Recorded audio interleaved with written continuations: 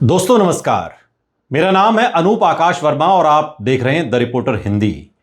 भारत के 4 राज्यों पश्चिम बंगाल, असम, तमिलनाडु और केरल में होने वाले विधानसभा चुनाव को लेकर सियासी सरगर्मी काफी तेज है। इस बीच चारों राज्यों के ओपिनियन पोल सामने आ गए हैं, जिसमें इन चारों राज्यों में किस पार्टी या गठबंधन को बढ़त मिल रही है, ये साफ हो गया है।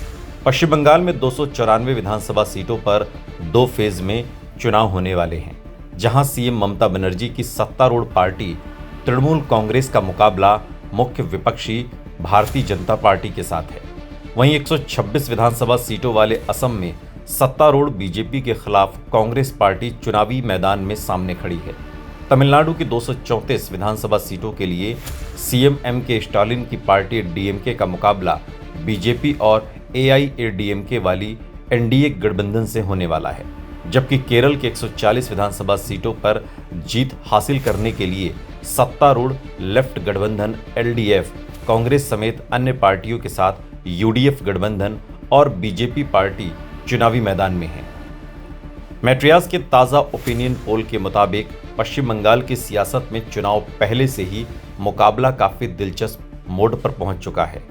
ओपिनियन पोल में सामने आए आंकड़े सभी राजनीतिक दलों की सांसें अटकाने वाले हैं।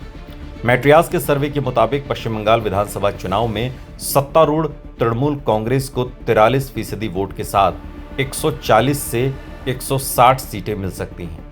वहीं विपक्षी भारतीय जनता पार्टी 41% वोट के साथ 130 से 150 सीटों पर जीत हासिल कर सकती है, जबकि राज्य की अन्य पार्टियां 16% वोट के साथ 8 से 16 सीटों पर जीत दर्ज कर सकती हैं। पश्चिम बंगाल में बहुमत का आंकड़ा 148 है। ऐसे में टीएमसी के पास ओपिनियन पोल में 2% की मामूली बढ़त जरूर है, लेकिन ये अंतर इतना कम है कि किसी भी वक्त चुनावी तस्वीर बदल सकती है। मैट्रिस और चाणक्य की ओर से किए गए सर्वे के मुताबिक असम में होने वाले विधानसभा चुनावों में बीजेपी नेतृत्व वाला एनडीए गठबंधन मजबूत स्थिति में है और उसके दोबारा सत्ता में आने या सत्ता बनाए रखने की संभावना ज्यादा दिखाई दे रही है। मैट्रिक्स के मुताबिक वोट शेयर की बात करें तो बीजेपी प्लस गठबंधन को 46%, कांग्रेस प्लस गठबंधन को 36% और अन्य को 18% वोट मिल सकते हैं। और सीटों की बात करें तो बीजेपी प्लस गठबंधन को 92 से 102 सीटें, कांग्रेस प्लस गठबंधन को 22 से 32 सीटें और अन्य के खाते में 4 से 7 सीटें मिलने की संभावना है। वहीं चाणक्य के सर्वे के मुताबिक असम में भारतीय जनता पार्टी के गठबंधन को 83 से 90 सीटें, कांग्रेस प्लस गठबंधन को 30 से 36 सीट और अन्य को 3 से 6 सीट मिल सकती है।